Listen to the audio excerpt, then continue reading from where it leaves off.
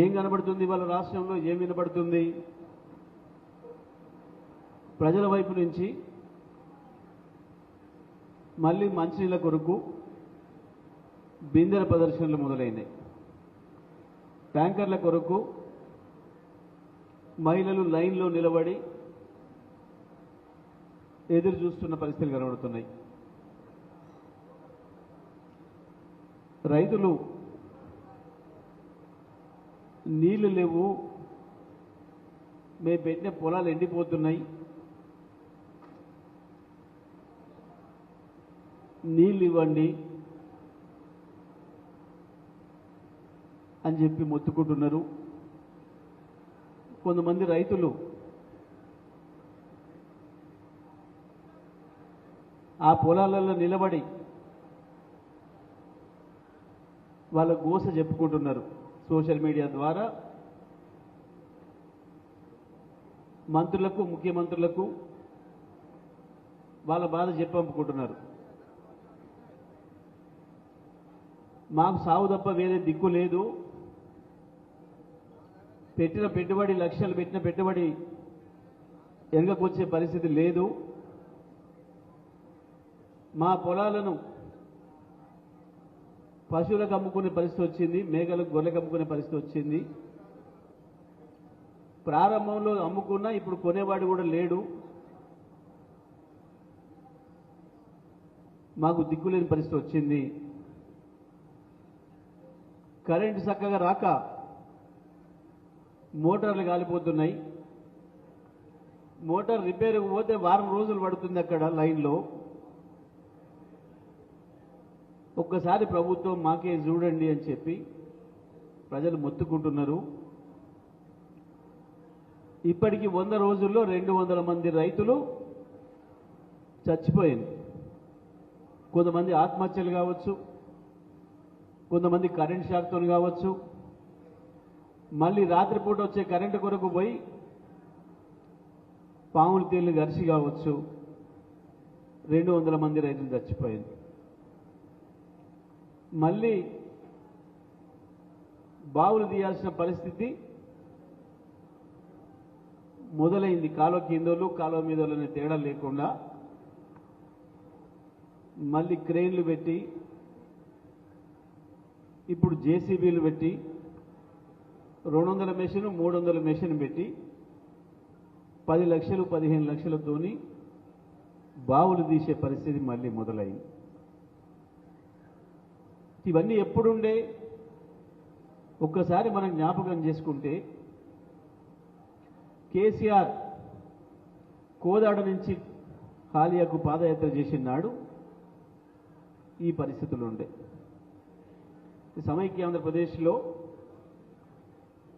చంద్రబాబు నాయుడు గారు కావచ్చు, రాజశేఖర రెడ్డి గారు కావచ్చు, వాళ్ళ వారసులు రోషయ్యనో కిరణ్ కుమార్ రెడ్డో ఉన్న రోజులు మళ్ళీ ఇప్పుడు గుర్తుకొస్తున్నాయి.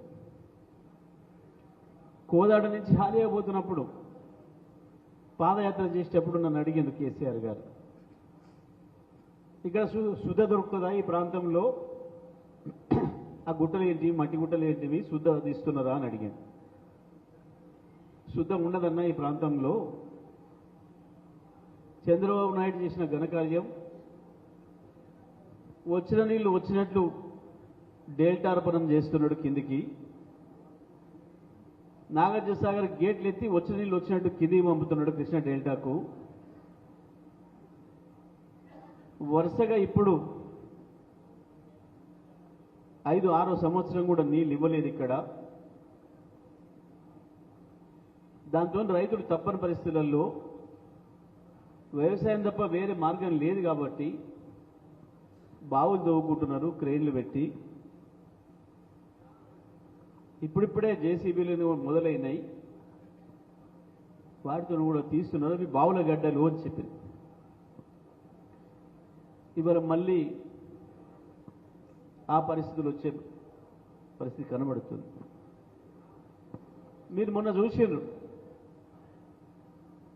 నీళ్లు మీ కండ్ల ముందే ఖమ్మం నీళ్లు పోయినాయి.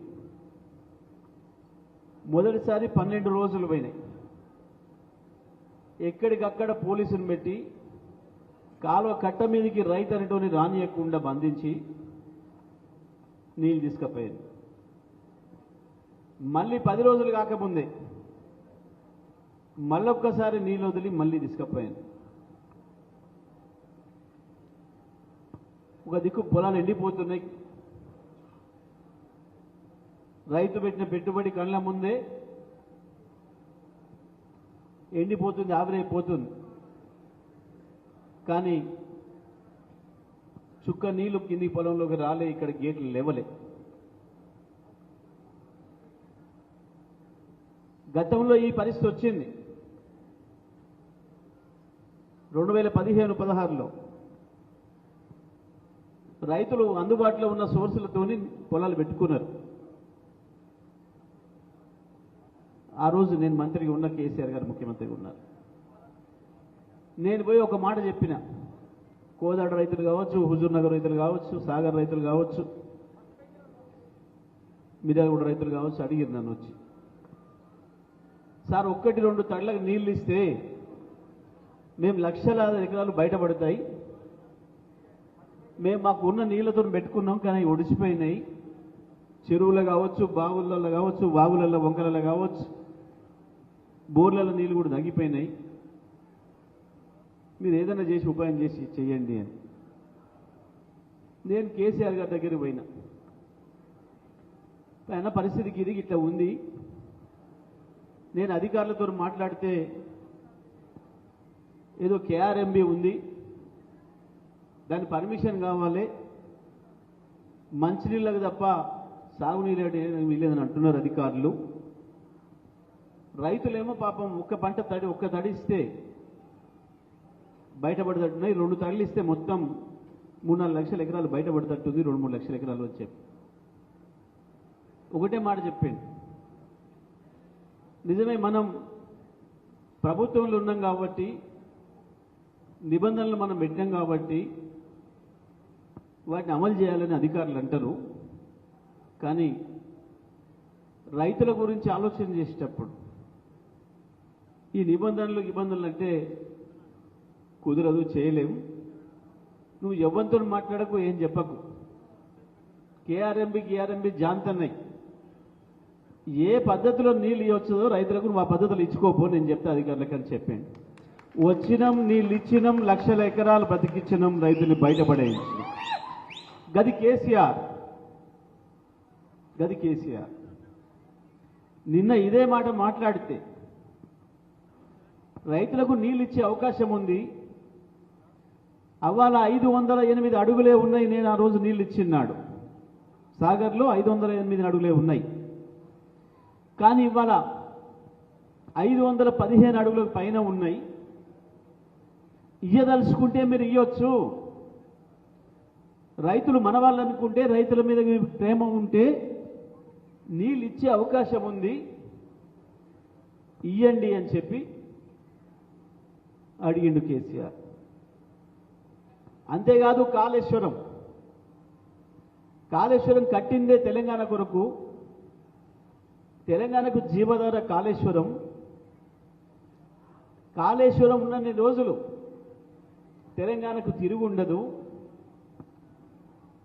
ఒక మంచి పాయింట్ చూసి ఆంధ్రోళ్ళు పూర్వం నుంచి ఏదైతే వద్దంటున్నారో, ఎక్కడనైతే ప్రాజెక్టు కట్టొద్దంటున్నారో తెలంగాణలో, అక్కడనే చూసి ఇక్కడైతేనే తెలంగాణకు మొత్తం బతికేయచ్చు, 1 కోటి ఎకరాలకు నీళ్ళు ఇవ్వచ్చు ఇక్కడి నుంచి అని చెప్పి ఒక పథకం ప్రకారం, ఒక ప్లాన్ ప్రకారం మహారాష్ట్రను ఒప్పించి కాళేశ్వరం కట్టి ఆ నీళ్లు తెస్తే మనం వరుసగా 3-4 ఏళ్ళు వారించుకున్నాం. సూర్యాపేట జిల్లాలో, సూర్యాపేట నియోజకవర్గం, తుంగతుర్తి నియోజకవర్గం, మన మోతే మండలం, నడుగూడ మండలంలో కొన్ని గ్రామాలు, మునగాల మండలంలో 1-2 గ్రామాలు మనం పారించుకున్నాం. వాస్తవానికి నీళ్లు ఉన్నాయి అక్కడ. గోదావరిలో నీళ్ళు ఇవాళ కూడా పోతున్నాయి. మేము మొదటి రోజుల్లోనే చెప్పినాం అసెంబ్లీలో, నీళ్లు ఉన్నాయి, ఇప్పుడే తీయండి, గోదావరిలో నీళ్లు పోతున్నాయి, రైతులకు నీళ్లు ఇవ్వండి, పొలాలకు మోటార్లు ఆన్ చేయండి, ఒక 2 నెలలు మోటార్లు ఆన్ చేసి పెడితే ఇవాళ మిడ్ మానేరులో, లోయర్ మానేరులో, ఎల్లంపల్లిలో ఉన్న నీళ్లు ఉన్నట్టు బయటికి తీస్తూ ఎన్ని నీళ్ళు తీసిరో అన్ని నీళ్ళు నింపుకోవచ్చు. మళ్ళా ఫిబ్రవరి చివరి దానికి ఎత్తితే ఇక ఆ తర్వాత డోకా లేదు. మార్చి, ఏప్రిల్, మే నెలల్లో కూడా మన చెరువులు నిండా ఉంటాయి, చెరువులు అలుగులు దొరుకుతాయి. గత 4 ఏళ్ళు మేము ఆ పద్ధతిలోనే చేసినాం, చెయ్యండి అని చెప్పినాం, చేయలే. చేయకపోగా ఏం మాట్లాడినరు? కేసీఆర్ మేమందరం తిరిగినాం, అన్ని పొలాలు తిరిగినాం, అన్ని నియోజకవర్గాలు తిరిగినాం. చూసిపోయి కేసీఆర్ చెప్పినాం, అన్న ఇది రైతుల బాధ, నీళ్ళు ఉండి కూడా ఇస్తలేరు, ప్రత్యేకించి కాళేశ్వరం నీళ్ల మీద వీళ్ళకు సోయి లేకనో అవగాహన లేకనో మూర్ఖత్వం వల్లనో ఇచ్చిరు 3 తళ్ళు ఇచ్చిండ్రు. రైతులు పెట్టుకున్నారు ప్రభుత్వాన్ని నమ్మి. ఒకరొకరు 20 నుంచి 35 వేల రూపాయలు పెట్టుబడి పెట్టిండ్రు కౌలు రైతులైతే. ఇవాళ 4వ తడికి ఆపిండ్రు, పొట్టల మీదకి వచ్చిన పొలాలు ఎండిపోతున్నాయి. మీరు వస్తేనే ప్రభుత్వంలో ఏమైనా కదిరికి వస్తుంది, మీ కొరకు ఎదురు చూస్తున్నారు రైతులు అని చెప్తే, సరే నాకు ఆరోగ్యం బాగలేకున్నా ఏం లేదు, వస్తే పద రైతుల కొరకు అని చెప్పి బయలుదేరింది. వస్తే జనగాంలో చూసిండ్రు, పాలకుర్తిలో చూసిండు, సూర్యాపేటకు వచ్చింది. ఆలస్యమైంది, నాగార్జునసాగర్ పోలి చూసి ఒక డిమాండ్ చేసిండు. రైతుల పక్షాన నేను అడుగుతున్నా, ఈ 100 రోజుల్లోనే ఇంత దారుణం జరుగుద్దని నేను అనుకోలే, కలగానులే. 100 రోజులే జరిగింది, నేను పక్కన జరిగి నేనే గొంతెమ్మ కోరికలు కోరతలేను. మీరు ఇస్తానన్న రైతు బంధు చేయండి, మీరు చేస్తానన్న రుణమాఫీ చేయండి. మిమ్మల్ని నమ్మి పంట పెట్టుకున్న రైతులు ఏదైతే నష్టపోయారో ఎకరానికి ఒక 25,000 ఇవ్వండి వాళ్లకు. బోనస్ మీరు ఇస్తానన్నారు, పోంగ మిగిలిన పంట 4 ఎకరాలు పెట్టిన రైతుకు ఎకరం మిగిలిందేమో, దానికి బోనస్ ఇస్తానన్నారు కదా 500 క్వింటాలకు, అది ఇవ్వండి. రైతులు 200 మంది చచ్చిపోయినరు. ఆ రైతులను కూడా పరామర్శించి ఏదన్నా వాళ్ళకు ధైర్యం చెప్పి ఆ కుటుంబానికి సాయం చేయండి అని అడిగాడు కేసీఆర్. ఏం మాట్లాడినరు? ఒకడేమో లిస్టు పంపేయండి కేసీఆర్ గారు, నేను ఆలోచిస్తా అని ముఖ్యమంత్రి మాట్లాడాడు. ఇక దాంట్లో ఇంకోటి అడ్డం నీళ్ళు మాట్లాడిండు. ఇంకో మంత్రి మాట్లాడిండు, నీళ్ళ మంత్రి. కేసీఆర్ రండా, కేసీఆర్ ఇంకోటిని మాట్లాడిండు. మీ కళ్ళ ముందే నీ నియోజకవర్గం నుంచి నీకు ఓట్లేసిన రైతుల ముందు నుంచి కాలువ నిండా నీళ్లు పోతుంటే ఇయ్యలేని నువ్వు రండవా? ఏ నిబంధనలు లెక్క పెట్టకుండా నీళ్ళు ఇచ్చిన కేసీఆర్ రండన్న. ఎవడు రండా? నీ కళ్ళ ముందే పోతున్నాయి నీళ్లు, నీకు ఓట్లేసిన రైతులవే నీళ్లు. ఆ రైతులకు కన్నీళ్ళు వస్తున్నాయి, కాలువ నిండా నీళ్లు పోతున్నాయి, ఒక్క చుక్క నీళ్లు బయటికి వేయలేని రండలు మీరు. ఆనాడు చంద్రబాబు రాజశేఖర్ రెడ్డి ఉన్ననాడు ఒక్క మాట మాట్లాడడానికి లాగు దడుపుకున్న రండలు మీరు. బీఫామ్లు పోతాయేమో, మంత్రి పదవులు పోతాయేమో అని నోరు మూసుకున్న రండలు మీరు. ఆనాడు కొట్లాడింది కేసీఆరే, అధికారం ఉన్ననాడు రైతులకు నీళ్ళు ఇచ్చింది కేసీఆరే, ఇవాళ మళ్ళీ కొట్లాడుతున్నది కేసీఆరే. రైతుల కొరకు నిలబడిన ఏకైక నాయకుడు కేసీఆరే తప్ప మీలాంటి రండ కాదు కేసీఆర్. ఆరోగ్యం బాగలేకపోయినా చేతికర్ర పట్టుకొని వచ్చి పొలాల్లో తిరిగిన నాయకుడు మునగాడు కేసీఆర్. ఇంకోడేం మాట్లాడతాడు? వాడు జేబుల కత్తెర పెట్టుకొని తిరుగుతుండట.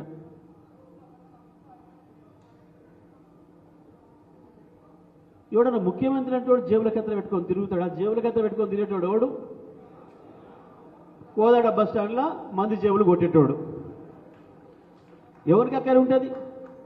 బస్ స్టాండ్లో పోండి, రైల్వే స్టేషన్లో పోండి, లేదా మనం ఇటువంటి మీటింగ్ పెట్టుకుంటే ఆ మీటింగ్ కాడ నాయకుడు వస్తే వెనక ముందడు ఇటాడు దోసి జేబులు కొట్టుకుపోయేటోనికి అక్కడ ఉంటుంది.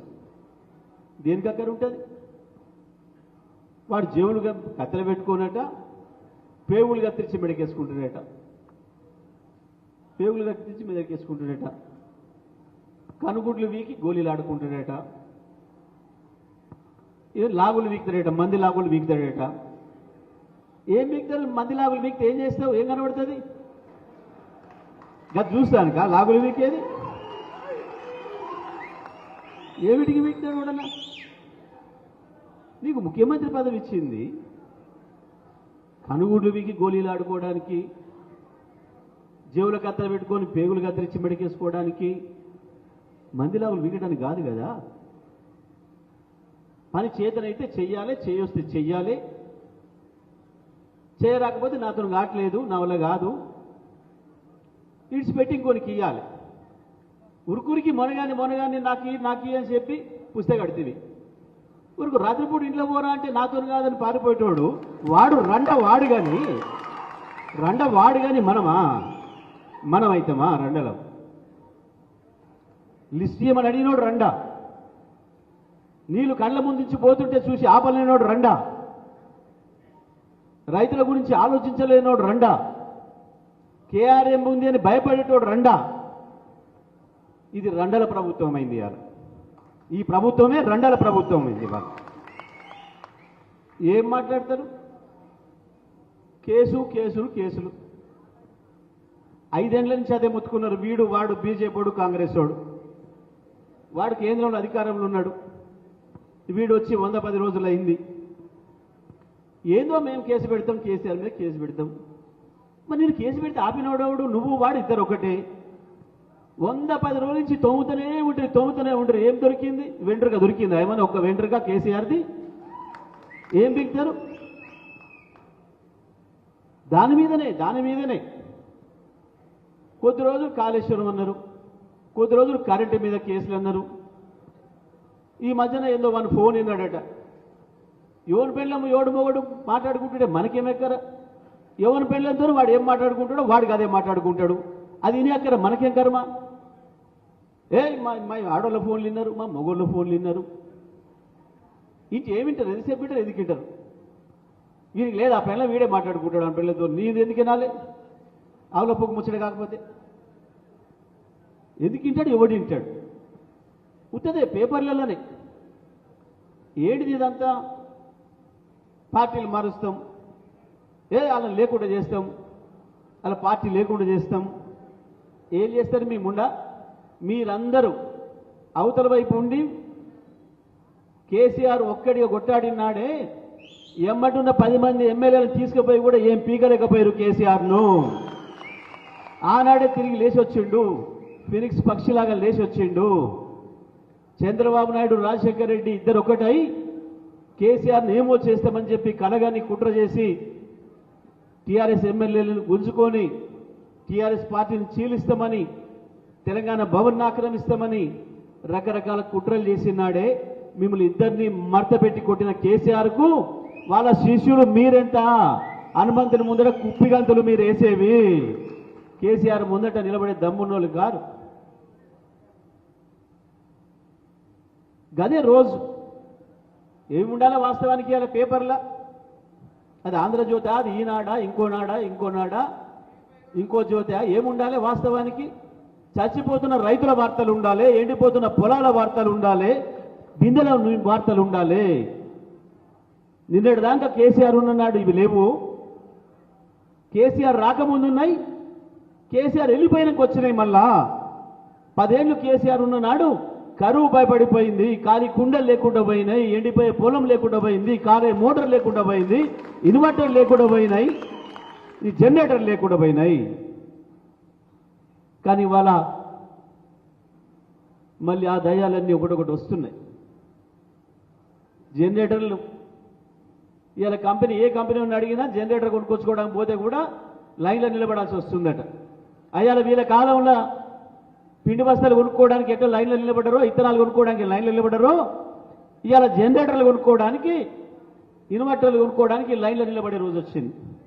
కరెంటు మోటార్ కాలిపోతే బాగు చేయించుకోవడానికి పోతానికి లైన్లో నిలబడాల్సిన పరిస్థితి వచ్చింది. మళ్ళీ మొత్తం పాత రోజులు వస్తుంది. నిజమే, వీళ్ళు చెప్పలేదని కాదు, వీళ్ళు చెప్పిండ్రు. మేము మార్పు తెస్తాం. వాడు నిజమే చెప్పిండు కానీ మనమే తప్పిన్నాం. మార్పు తెస్తాడు నువ్వు అంటే 2000 పోయి 4000 ఇస్తాడని, 10,000 పోయి 15 ఇస్తాడని, లక్షకు బదులు 2 లక్షలు ఇస్తాడని, ఇది మార్పు వస్తాడు అనుకున్నాం. కానీ ఉన్నయ్య ఊడబీక్తాడు, మీ జేబులు గత్తేస్తాడు అనే మాట మనం అనుకోలేదు, ప్రజలు అనుకోలేదు. దానివల్ల మోసపోయింది, దానివల్ల జరిగింది నష్టం, దాంతో మునిగింది కొంప. వాస్తవానికి ఒక బాధ్యత గల ప్రభుత్వం ఈ మాటలు మాట్లాడకూడదు.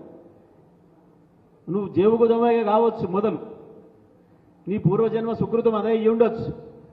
కానీ ఒక ముఖ్యమంత్రి అయిన తర్వాత, ఒక మంత్రి అయిన తర్వాత ఒక బాధ్యతాయుతంగా మాట్లాడడం నేర్చుకోవాలి, బాధ్యతాయుతంగా ఆలోచించడం నేర్చుకోవాలి. 10 ఏళ్ల నుంచి మీరందరూ కూడా రాజకీయాలు యాక్టివ్గా ఉన్నారు.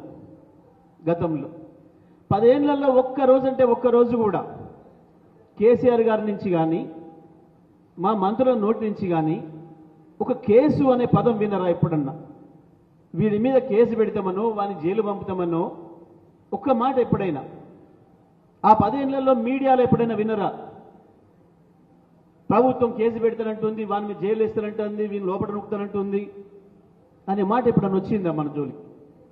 ఎప్పుడు వచ్చినా కేసీఆర్ నోటి నుంచి కానీ, కేసీఆర్ సైనికులైన మా నోటి నుంచి కానీ దళితుల పరిస్థితి ఏంది, బీసీల పరిస్థితి ఏంది, గిరిజనుల పరిస్థితి ఏంది, మైనార్టీల పరిస్థితి ఏంది, ఏం పథకాలు తేవాలి, ఏం పథకాలు తెచ్చినాం, ఏ పథకాలతో ప్రజలను ఎట్లా బాగు చేయాలి, వచ్చినాయి తప్ప, మాటలు వచ్చినాయి తప్ప బీఆర్ఎస్ సైనికుల నుంచి, బీఆర్ఎస్ కార్యకర్తల నుంచి, టీఆర్ఎస్ కార్యకర్తల నుంచి ఒక్కరోజు ఒక ఊర్లో కూడా వాడు అవతల పార్టీవాడు వాడిని కేసు పెట్టి జైల్లో నూకుదాం, వాడిని పార్టీ మార్పిద్దాం అనే మాట మన జీవితంలో కూడా రాలేదు, ఒక్కరోజు కూడా రాలేదు, ఒక్కరోజు కూడా ఎవరు వినలే. కానీ ఇవాళ పొద్దున్న లేస్తే తలికుక్క అరిస్తే పిల్లకుక్క అరిచినట్టు ముఖ్యమంత్రితో పోటీపడి, పాప ఈ మధ్యన ఈయన కూడా అంతకుముందు లేదు, అంతకుముందు లేని ఈ మధ్యన అలవాటు చేసుకోండి. అటు తిట్టే ముఖ్యమంత్రి అయ్యిండు, నేను కూడా తిడితేనే అవుతానని కూడా చెప్పిండట, జ్యోతిష్ కూడా చెప్పిండని చెప్పి ఈ మధ్య ఈయన మొదలు పెట్టిండు ఉత్తర కుమార ప్రగల్భాలు.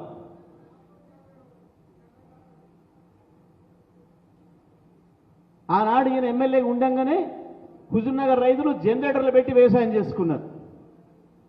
పత్తి రైతులు, మిర్చి రైతులు జనరేటర్లు పెట్టి మేలచెరువు మండలంలో, మడంపల్లి మండలంలో మేలచెరువుతోని చింతలపాలెంలో జనరేటర్లు పెట్టి వ్యవసాయం చేశారు. కానీ కేసీఆర్ వచ్చినాక పోయినాయి. 60 ఏళ్ళు వీళ్ళు దుర్మార్గంగా పరిపాలన చేసి ఫ్లోరోసిస్ మహమ్మారిని తెచ్చి జిల్లా మీద వదిలితే 2 లక్షల మందిని కబలించింది ఫ్లోరోసిస్. కేసీఆర్ వచ్చి 6 ఏళ్లలోనే దాని రూపు మాపిండు, దాన్ని వెంటబడి తరిమిండు, ఇవాళ జిల్లాలో ఫ్లోరోసిస్ లేకుండా చేసిండు. ఈ జిల్లాలో 2014 నాడు 3 లక్షల మెట్రిక్ టన్నుల ధాన్యం వచ్చింది, 4 లక్షల ఎకరాల భూమి సాగైంది ఉమ్మడి జిల్లాలో. ఇవాళ గత 5 సంవత్సరాలు వరుసగా 40 లక్షల మెట్రిక్ టన్నుల ధాన్యాన్ని ఈ దేశానికి ఇచ్చి దేశానికి అదే అన్నపూర్ణగా మారింది నల్గొండ జిల్లా, ఉమ్మడి నల్గొండ జిల్లా కేసీఆర్ నాయకత్వంలో. 12 లక్షల ఎకరాలకు పైగా భూమి సాగైంది. ఇవాళ మాట్లాడతారు ప్రాజెక్టుల నీళ్లుండి నదులలో నీళ్లు పోతుంటే గై తెచ్చి ఇవ్వలేని మీరు రండలు, మీరు ముండలు, కేసీఆర్ కాదు. మీలాగా నోటికొచ్చిన అబద్ధాలు చెప్పే అలవాటు కేసీఆర్కు లేదు. మళ్ళీ అధికారాన్ని నిలబెట్టుకోవాలంటే చాలా అబద్ధాలు చెప్పవచ్చు, కానీ మనం ఏం చెప్తామో అది చేయాలి, ఏం చేస్తామో అది చెప్పాలి అని చెప్పి నమ్మే నాయకుడు కేసీఆర్.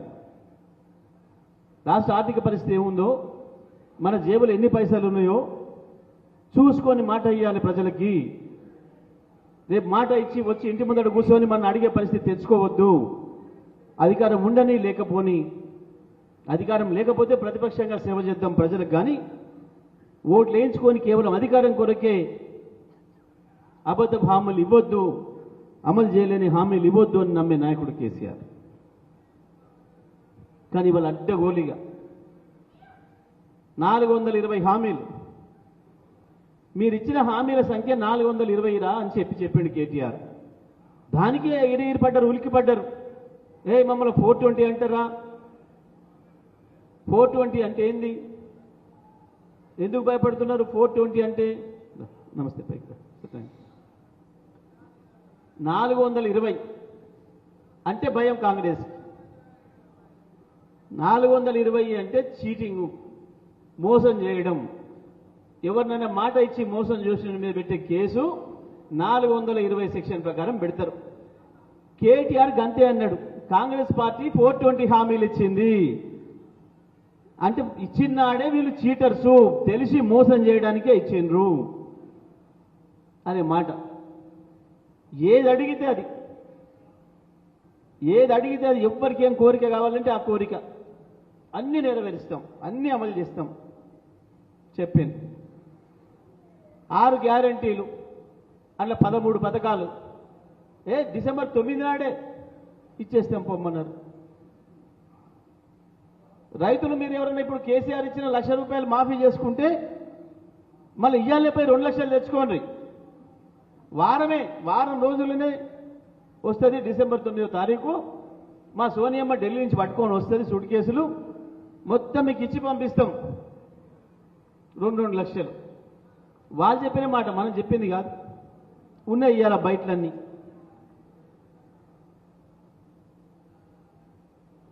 ఇప్పుడు రైతు బంధు వద్దు, ఇప్పుడు కేసీఆర్ 10 ఇస్తుండు, నేను ఎన్నికల కమిషన్ చెప్పి ఆపుతా, 9వ తారీఖు రాగానే 15,000 ఇస్తా.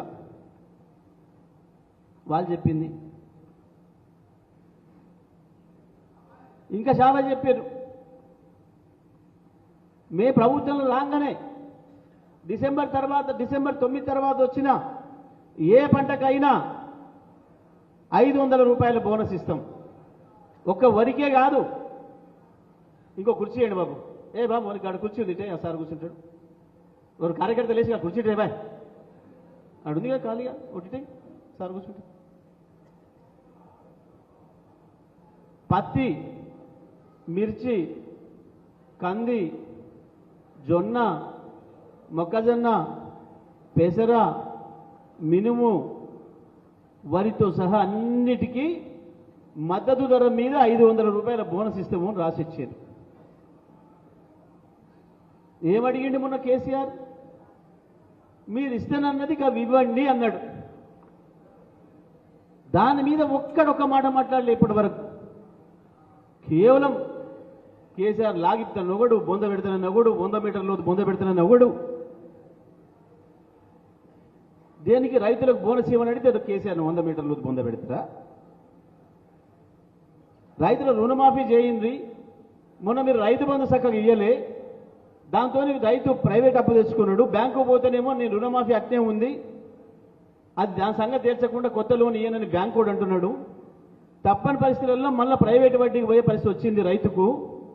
వెంటనే రుణమాఫీ చేయండి, రైతు బంధు కూడా అందరికి ఇవ్వండి, పంట వెంటనే కొని మద్దతు ధరతో పాటు 500 బోనస్ ఇవ్వండి, అట్లయితేనే రైతులు బతుకుతారు మళ్ళా అనే మాట చెప్పిండు. ఇవి అడిగినందుకు కేసీఆర్ 100 మీటర్ల బొంద పెట్టాలనా? ఎవరిని పెట్టాలి బొంద? కాంగ్రెస్ పార్టీని బొంద పెట్టాలి. కాంగ్రెస్ పార్టీ మాట ఇచ్చి మోసం చేసిన వాళ్ళని బొంద పెట్టాలి. మాట ఇచ్చి మోసం చేసిన బొంద పెట్టాలి. కేసీఆర్ దేన్ని పెడతాం? బొల్లమ్మలయ్య గారు ఇయ్యలే హామీ, నేను ఇయ్యలే హామీ. మా కేసీఆర్ గారు అడిగి తెస్తామని మేము చెప్పలే. మేము చేయగలిగిందే చెప్పినాం, చేసే శక్తి ఉందే చెప్పినాం. మోసం చేసే అలవాటు మాకు లేదు. అంటే కేసులు, అంటే కేసులు పెడుతున్నారు ఊర్లలో కూడా అక్కడెక్కడ కార్యకర్తల మీద, మనోళ్ళ మీద, వీళ్ళ మీద, వాళ్ళ మీద దాడులు చేస్తున్నారు, కేసులు పెడుతున్నారు. నిజమే, నల్గొండ జిల్లాలో గత 10 సంవత్సరాలు మీడియా మిత్రులు కూడా ఉన్నారు ఇక్కడ, ఒక్కటంటే ఒక్కటి పొలిటికల్ కేసు ఏదైనా ఒక్కటి పెట్టినామా మా ప్రభుత్వంలో? అక్రమ కేసు ఒక్కటి కానీ ఒక సిఐనో, ఒక డిఎస్పీనో, ఒక ఎస్పీనో పిలిచిన మాట్లాడిన సందర్భమే లేదు 10 ఏళ్లలో. ఒక్కనాడంటే ఒక్కరోజు కూడా మాట్లాడలేదు. మీ మీద ఆరోపణలు రాకుండా చూసుకోండి అని చెప్పిన, చట్టం ప్రకారం పనిచేయండి అని చెప్పినాం.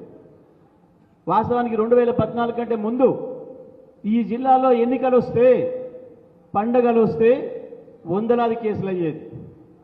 ఒక్కొక్క ఊర్లో పండగలు చేసుకోలేని పరిస్థితి. అంతకుముందు 25 ఏళ్ళు 30 ఏళ్ళు ఊర్లలో పెళ్లిళ్ళు చేసుకోలేని పరిస్థితి, ఊర్లలో వ్యవసాయాలు చేసుకోలేని పరిస్థితి. గడ్డాములు తగలబెట్టుకొని ఎన్నికలు లేవు, పండగలు లేవు. మోటార్లు పగలగొట్టుకొని పండగలు లేవు, ఎన్నికలు లేవు. కానీ 2014 తర్వాత ఏ ఒక్క ఊర్లో కూడా రాజకీయ తగాదలతో ఒక్క గడ్డం తగలబడ్డ సందర్భంగానే, ఒకరి మోటార్ ఒకటి పగలగొట్టిన సందర్భంగానే లేవు. ఇది టీఆర్ఎస్ పరిపాలన, ఇది కేసీఆర్ పరిపాలన. ఇవాళ మీరు వచ్చింది, ఇవాళ పోలీసులను అడ్డం పెట్టుకొని రాజ్యం చేద్దాం అనుకుంటున్నారు. పోలీసులను అడ్డం పెట్టుకొని రాజ్యం చేసే మీరు రండలు, బీఆర్ఎస్ కార్యకర్తలమైన అక్రమ కేసులు పెట్టే మీరు రండలు, పార్టీ మారండి అని చెప్పి భయపెట్టేయడానికి కేసులు పెట్టించే మీరు రండలు. మేం కాదు, మేము చట్ట ప్రకారం పనిచేసినాం, న్యాయబద్ధంగా చట్టబద్ధంగా పనిచేసినాం, ధర్మబద్ధంగా పనిచేసినాం. ప్రజలకు నీళ్లు ఇవ్వడానికి ప్రయత్నం చేసినాం, రైతాంగానికి రైతు బంధు ఇచ్చే ప్రయత్నం చేసినాం, రైతు బీమా కల్పించే ప్రయత్నం చేసినాం, ఓ కళ్యాణ లక్ష్మి ఇచ్చే ప్రయత్నం చేసినాం, ఓ కేసీఆర్ కిట్ ఇచ్చే ప్రయత్నం చేసినాం, యాదవ సోదరులకు గొర్రెలు ఇచ్చే ప్రయత్నం చేసినాం, ఉదిరాజులకు చేపలు పంచే ప్రయత్నం చేసినాం, దళితులకు దళిత బంధు ఇచ్చే ప్రయత్నం చేసినాం, తండాల సొంత గ్రామ పంచాయతీలు చేసే ప్రయత్నం చేసినాం, గిరిజనులకు 10% రిజర్వేషన్లు ఇచ్చే ప్రయత్నం చేసినాం. ఈ పనిలో ఉన్నాం మేము 10 ఏళ్ళు. వచ్చి రాగానే ఏందో పోలీసు వాళ్ళని పెట్టుకొని బతాం. ఎవడు బతకాల ఇప్పటివరకు ఈ ప్రపంచంలో పోలీసులను అడ్డం పెట్టుకొని, మిలిటరీని అడ్డం పెట్టుకొని బతికినాడు ఎవ్వడు కూడా లేడు. ప్రజల మీద ఆధారపడ్డ వాళ్ళే బతుకుతారు. ప్రజల మీద ఆధారపడి పనిచేసే పార్టీ టీఆర్ఎస్ పార్టీ. ఏమి కావు. ఎంతమంది మీద పెడతారు కేసులు? ఏడదాకా కురుకుతారు, తొండ బెదిరింపు ఏడదాకా, ఏనుగుల దనక. ఒక్కసారి 2 సార్లు చూస్తాం, 3వసారికి ఎవడి పని ఎట్లా పెట్టాలనో, తప్పు చేసే అధికారుల పని ఎట్లా పెట్టాలనో మాకు బాగా తెలుసు. చట్టాన్ని మించి ఎవడు ఎమ్మెల్యే చెప్పిండని చెప్పి, ఎవడో గొట్టంగాడి కింద పైరవికారగాడు చెప్పిండు కాంగ్రెస్ వాడని చెప్పి ఇష్టం వచ్చినట్టు ఎందుకు కేసులు పెడతాం, బీఆర్ఎస్ కార్యకర్తలను భయపెట్టిస్తామంటే మీ అయ్య తరం కాదు. గుర్తుపెట్టుకోండి, ఉన్నది ఇక్కడ టీఆర్ఎస్ పార్టీ, కేసీఆర్ ఉన్నాడు. బీఆర్ఎస్ పార్టీ కార్యకర్తలుగా మనం ఏం చేయాలి? ఇవాళ మన పని మనం దేనికి చేసుకున్నాం? ఈ సమావేశం ఇది ఆలోచన చేసుకోవాలి. ఏం చేయాలి? ప్రజలకు ఏమీ లేదు, వాడిచ్చిన హామీలు గుర్తు చేయాలి. వాళ్ళలాగా అబద్ధాలు చెప్పే పని లేదు. మనం లేని అబండాల మీద వేసే పని మనకు లేదు.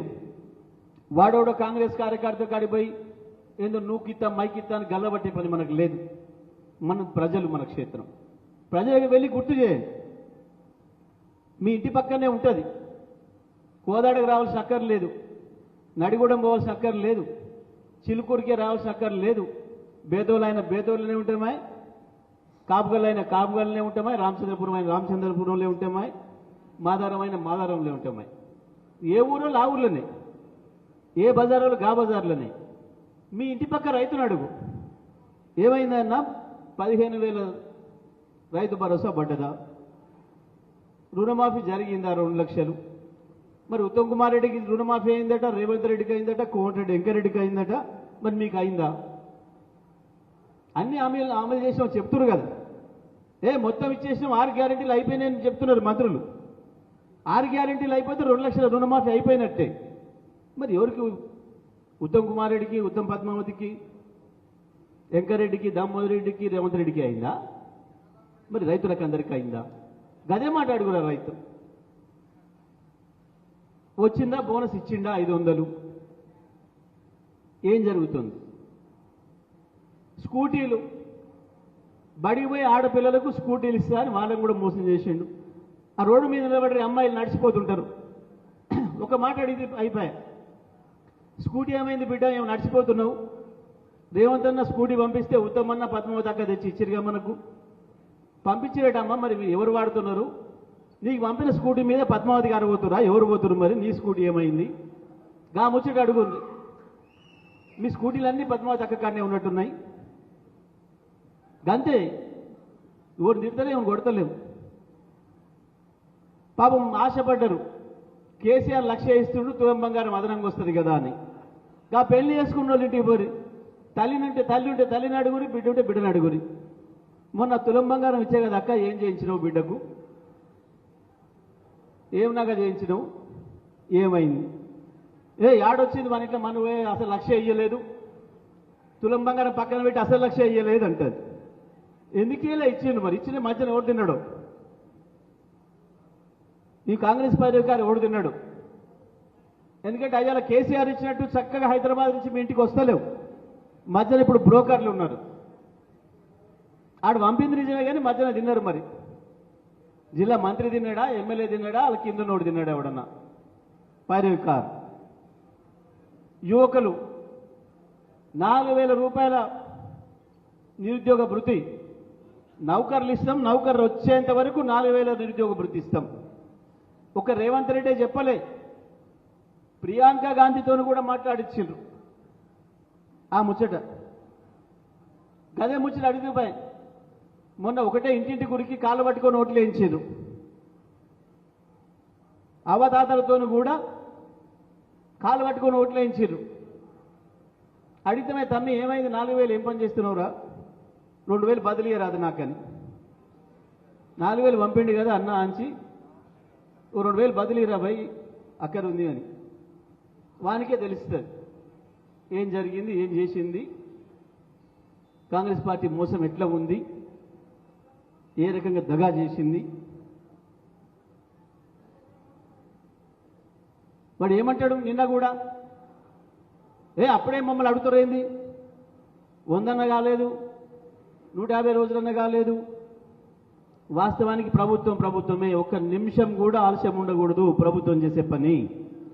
అదే రాజస్థాన్లో వీళ్ళ ప్రభుత్వం పోయి బీజేపీ ప్రభుత్వం వచ్చింది.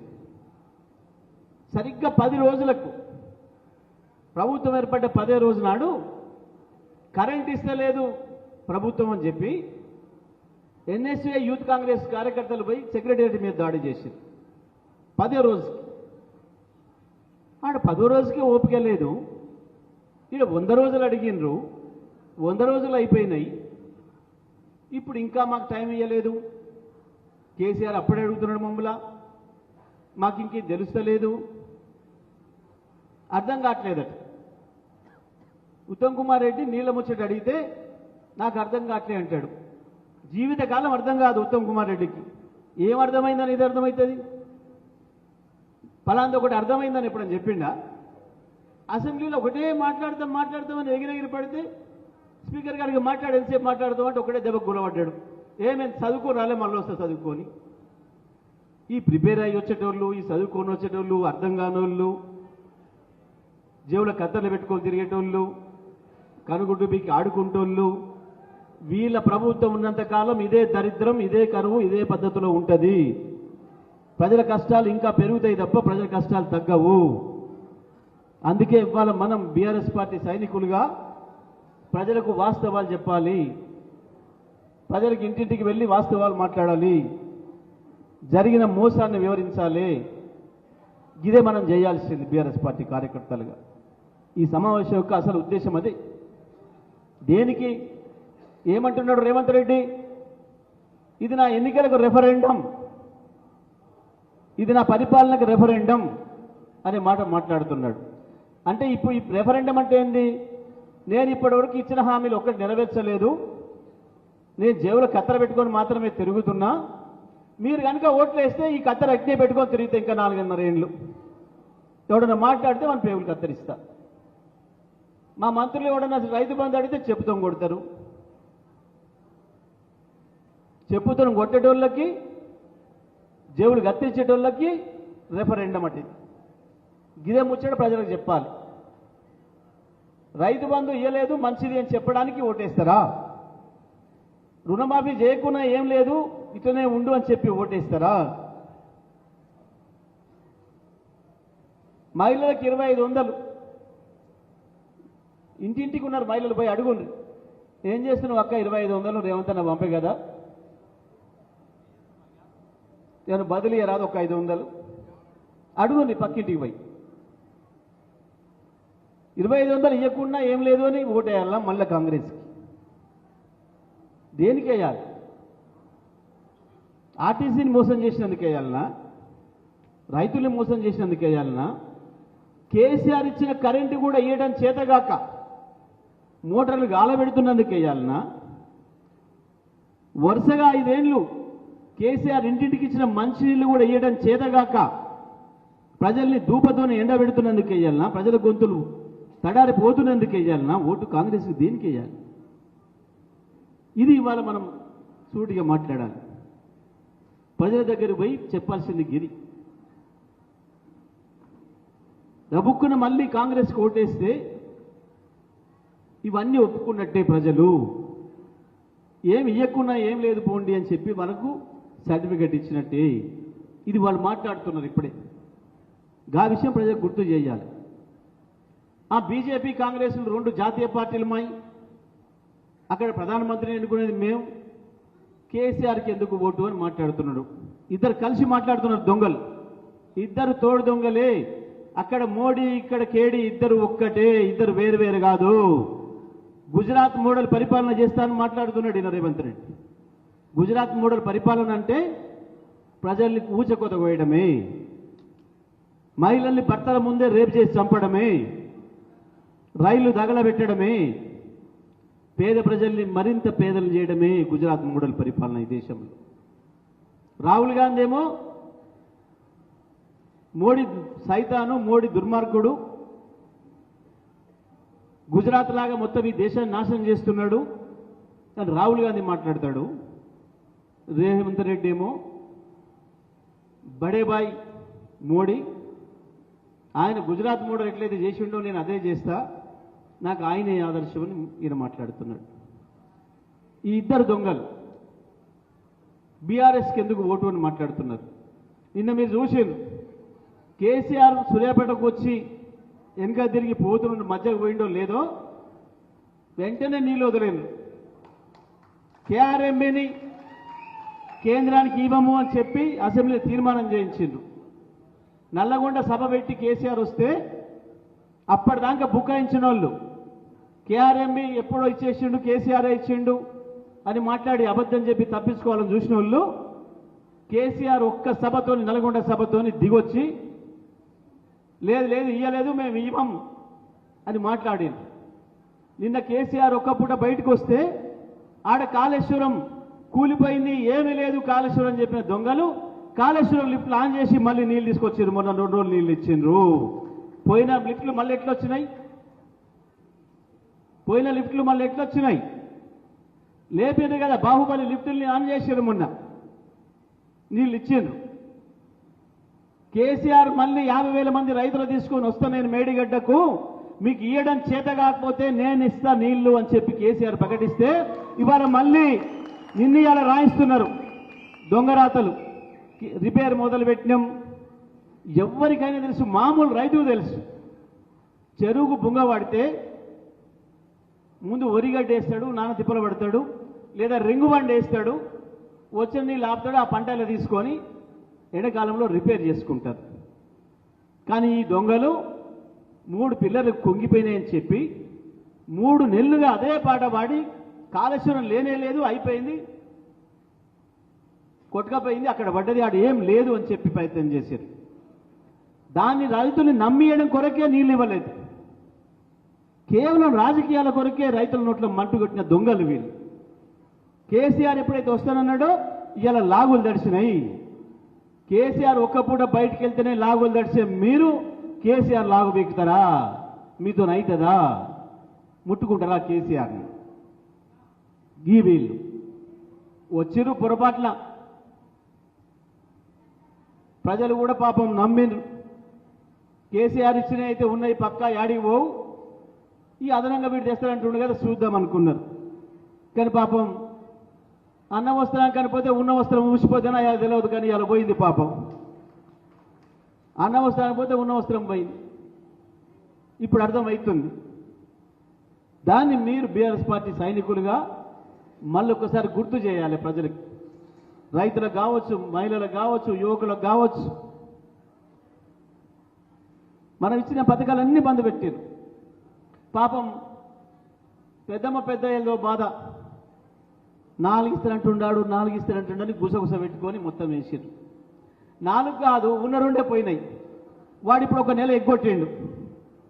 మీరు ఎక్కడికైనా పెన్షన్దారు దగ్గర పోయి అడుగుండ్రి, వాడు 1 నెల ఎగ్గొట్టిండు మొత్తం. డిసెంబర్ నెలలో ఏదైతే 9వ తారీఖు నాడు రాగానే 2 బదులు 4 ఇస్తావా నీకు అని చెప్పిండో, ఆ డిసెంబర్ నెల 4 కాదు కదా, ఉన్న 2 కూడా వికినాయి. ఇయ్యలే ఆ నెల. అడుగురు, ఇప్పుడు వాళ్ళు మర్చేం పోరు. ఏమై రేవంత్ రెడ్డి వచ్చాక ఎన్ని నెలలు ఇచ్చిండు, వచ్చేది ఉందా, బాకీ ఉందా మీకేమన్నా అని వాళ్ళే చెప్తారు. మా ఇంట్లో పిల్లలు నాడిగాడి ఇచ్చాడు దాన్ని 2 ఇస్తానన్న 2 ఇయ్యలేదు ముడా కొడుకంటారు. వాళ్ళే చెప్తారు. గుర్తు చేయండి. ఇద్దరికి ఇస్తా అన్నాడు. ఇప్పుడు ముసలయ్యకు ఒక్కరికే వస్తుంది కదా, ముసలమ్మ పేరు మీద కూడా ఇస్తా, ఇద్దరికి 4,000 ఇస్తా. ఎన్ని నెలలు? 3 నెలలు పోయింది. 3 నెలలు ఒకరొకరికి 3-4 వేలు 12,000 ఇవ్వాలి. 12 పాడు కానీ 12 దిక్కు లేదు, 4 రాలే ఇంతవరకు. ఇంట్లో ఇద్దరికి ఇస్తే ఒక్కొక్క ఇంట్లో 24,000 రావాలి. లేవు, 4,000 దిక్కు లేవు. గిది యాద్ చేయండి, గిది గుర్తు చేయండి. మీ బజార్లో, మీ ఇంటి పక్కన, మీ ఊర్లో, ఎక్కడికక్కడ టౌన్లో, మీ వార్డులో పొద్దున్నాక ఎండకు తిప్పలబడిపోయే పని ఏం లేదు. మోటార్ సైకిల్ కిక్ కొట్టుకొని కోదాడుకొచ్చి మీరు చేసేదేం లేదు. మంచిగా పొదడు పూట, చల్ల పూట వాళ్ళ ఇళ్ళల్లో ఉండగానే ఆడవాళ్ళు మగవాళ్ళు 6ంటికే ఇంటింటికి పోండి, 9 దాకా తిరిగి ఉండ్రి. మళ్ళీ వచ్చి రెస్ట్ తీసుకుంటే 5ంటికి పోండి. రోజుకు లెక్క పెట్టి పొద్దున 10 మందిని, సాయంత్రం 10 ఇంట్లోకి పోండి. 1-2 సార్లు 3 సార్లు తిరిగి వచ్చు మీ ఊర్లలో మీరు. గిది మనం చేయాల్సింది. ఇప్పుడు ఏడ పోయిందో గానే దేవులు అడుక్కోవాలి, ఏడ పోగొట్టుకున్నామో గానే దేవులు అడుక్కోవాలి. బీఆర్ఎస్ పార్టీ సైనికులుగా ఈ పని చేద్దామని చెప్పి నిర్ణయించుకోవడం కొరకే మరి మనం ఈ సమావేశం ఏర్పాటు చేసుకున్నాం. తప్పకుండా ఈ పద్ధతిలో కనుక మీరు పనిచేస్తే ప్రజలు కాంగ్రెస్కు బుద్ధి చెప్పడానికి, కాంగ్రెస్ను 100 మీటర్ల లోతు పాతి పెట్టడానికి అప్పుడే సిద్ధమవుతున్నారు.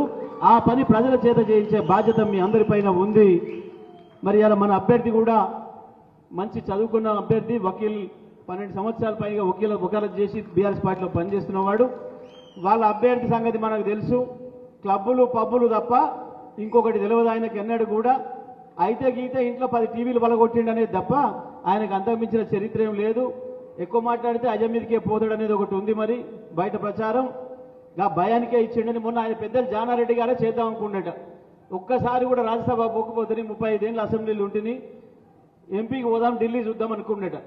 కానీ ఇంకా పప్పులు ఉడకవు, బయటికి వెళ్తే నీ సంగతి చెప్తా అని చెప్పి భయపెట్టించి తీసుకుండు అని వాళ్ళ కుటుంబ సభ్యులే చెప్తారు. అది మనది కాదు, వాళ్ళే చెప్తారు బయటికి అన్ని.